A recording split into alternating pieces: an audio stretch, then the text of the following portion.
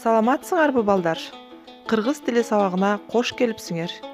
Бүгүнкү сабагыбыз сөз өстүрүү сабагы. Сөз өстүрүү сабагында көптөгөн практикалык суроолор менен иштеп көрөбүз. Ошол суроолорго так туура жооп берип, сабакка активдүү катышууга чакырам. Анда эмесе экранга жакын келгиле. Мен силерге азыр эки салыштыруу үчүн эки кен байлыктар жөнүндө бермекчимин.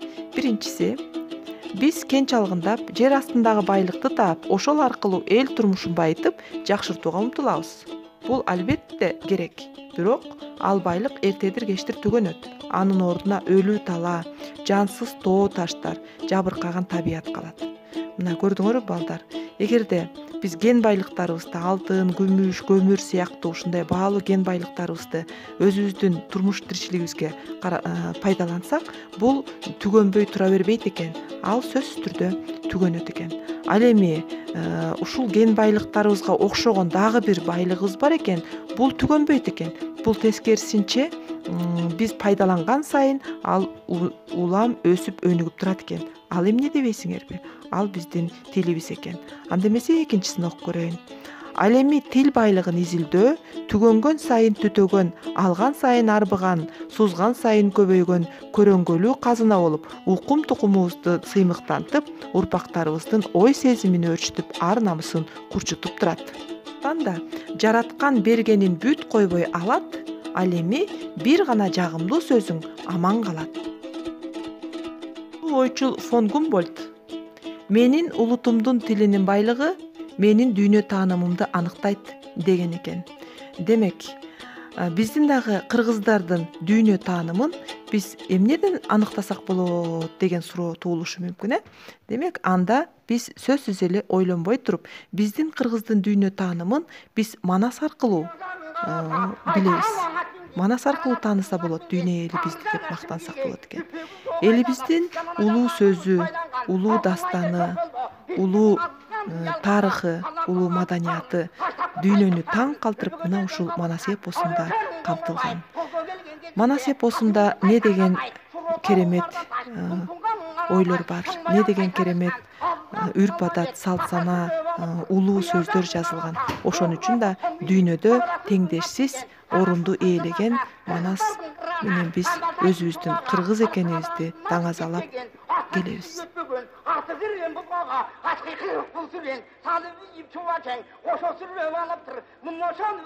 Демек, балдар, бүгүнкү биздин сөз өстүрүү сабагыбыз эмне жөнүндө болорун силер багамдап жаткан болушуңар керек.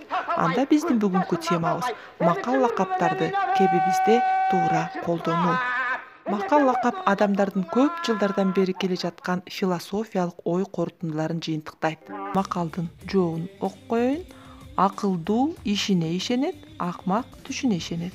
Демек, бул жерде туура жооп макалдын боштугуна биз акылдуу деген сөздү ылайыктуу кылып коет экенбиз. Себеп дегенде акылдуу гана өзүнүн алдына максат коюп, анан кийин ишке ашырат экен. Ал эми акмак болсо ойлонуп, кыялданып, өзүнүн түшүнө гана ишенет деген сөз. Боштук көп чекит, андан кийин дүйнө жарык деген сөз кетти. Ушул 3 сөздөн турган макалдын биринчи сөзү катылган. Ошол жерге биз кайсы сөздү койсок, макалыбыз толукталат.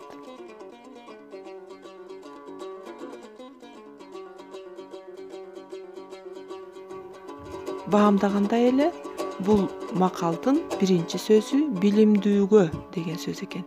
Эгерде биз билимдүү болсок, көп нерсени окуган, үйрөнгөн адам болсок, анда биз үчүн баардык нерсе жарык, жолубуз ачык дейт. Бул макалдын дагы биринчи сөзү катылган экен, калган сөзүн окуп коеюн. Жок адам, жүгөнү жок атка окшош дейт. Демек, эмнеси жок адам, жүгөнү жок атка окшош болот. Жүгөн деген, балдар, бул аттын башына тагылуучу багы, атты каяка бастырганда мындай бир кармап туруучу жүгөнү болуп эсептелет. Эгерде аттын жүгөнү жок боло турган болсо, анда ал баш бербестен үстүндөгү минген адамды ала качып кетиши мүмкүн да. Демек, ушуга салыштырып атат. Демек, эмнеси жок адам мына ошондой баш бербеген атка окшош. Жообун ачтык балдар. Демек, жүгөнү жок атка окшош бул адеби жок адам экен. Адеби жок адам жүгөнү жок атка окшош дейт. Кийинки макалыбызга көңүл бурабыз балдар. Адамдын күзгүсү дейт. Эмне адамдын күзгүсү боло алат? Мисалы биз кандай адамды ушундай бир мыкты, сылык, адам менен жакшы мамиле тапкан деп ойлойбуз. Ошол адамды ошондой ал эмеге алып келген сапатка бул кайсы бир сөз экен? Ошону таап коюп көрөбүз.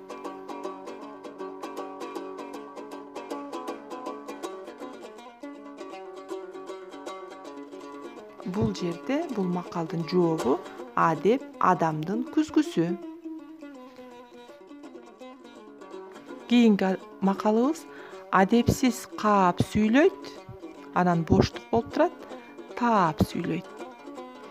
Адепсиз каап одоно орой сүйлөсө, ал эми кандай адам таап сүйлөйт дейт. Мына ушул жерде бир сөз катылыптыр. Тапканга аракет кылабыз.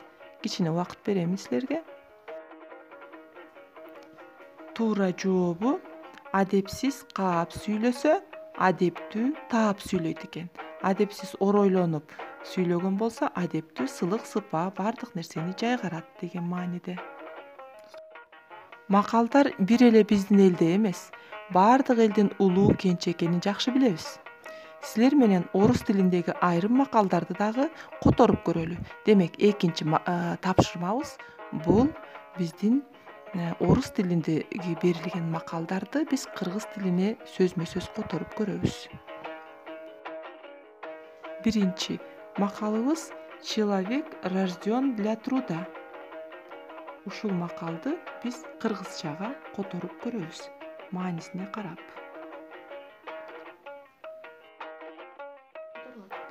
Кыргызчасы адам эмгек үчүн жаралган деп айтсак болот экен.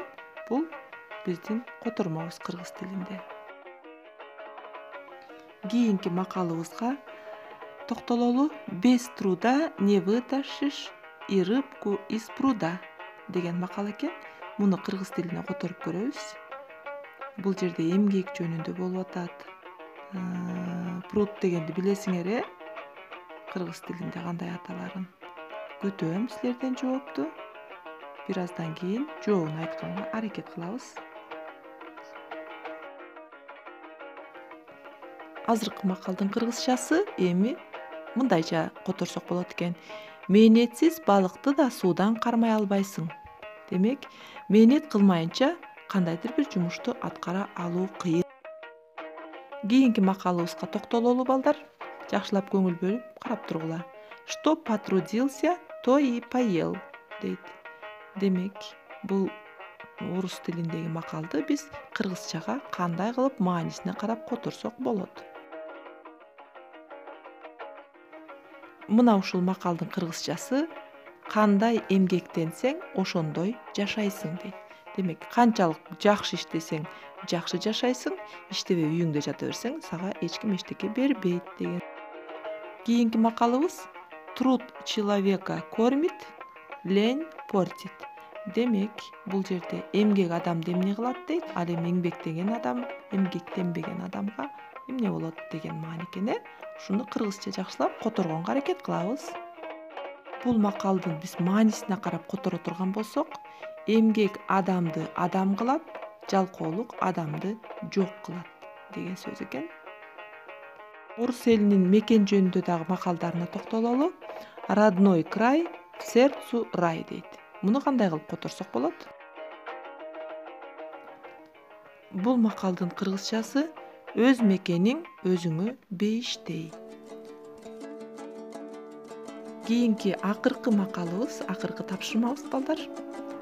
Кто мало говорит, тот больше делает дейт. Муну кыргызчасы кандай болот экен эми?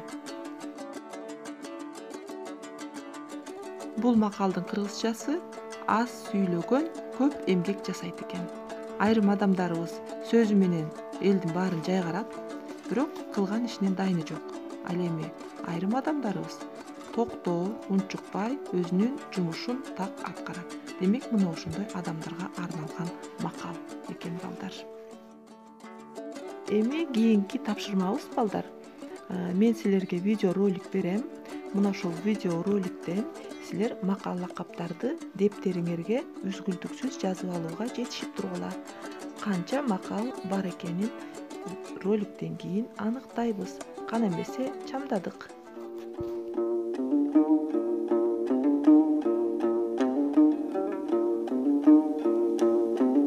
Сүйлөө маданиятында лакаптардын мааниси чоң. Учурунда шарт кырдаалга ылайык окуя таржымалып төп келген лакап айтылса, андан сөздүн таасири күчөп, сөздүн көркү чыгат.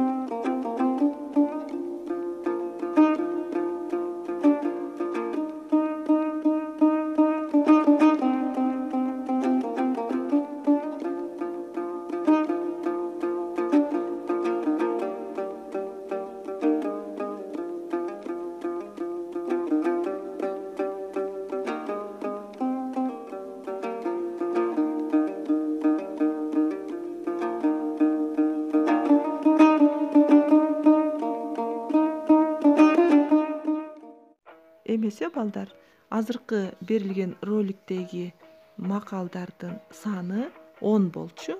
Силер жок дегенде ошонун 5-6 жазып алсаңар дагы бул эң чоң ийгилик деп эсептейбиз. Жалпы саны 10 болчу. Урматтуу балдар, бүгүн аздыр көптүр кыргыздын аздектеп келген макал лакаптары менен тааныштыңар.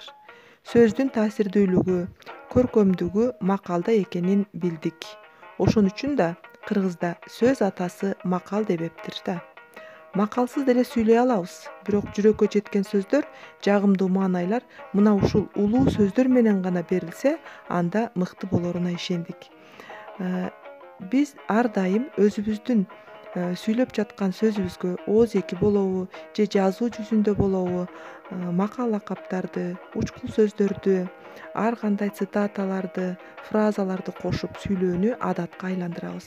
Эгерде ким мына ушундай мүмкүнчүлүктөргө жетишкен болсо, анда сөзү бай болуп, лексикону көп, лексиконунда бир канча сөз болсо, мына ошол адамдын угарманы, аудиториясы кең болорун биз жакшы билишибиз керек. Эгерде эки сөздүн башын бириктире албай турсак, анда ал биз үчүн чоң трагедия балдар. Сүйлөө речибиз кең болсо, биздин ар бир айткан сөзүбүз уккулуктуу болсо, жагымдуу болсо,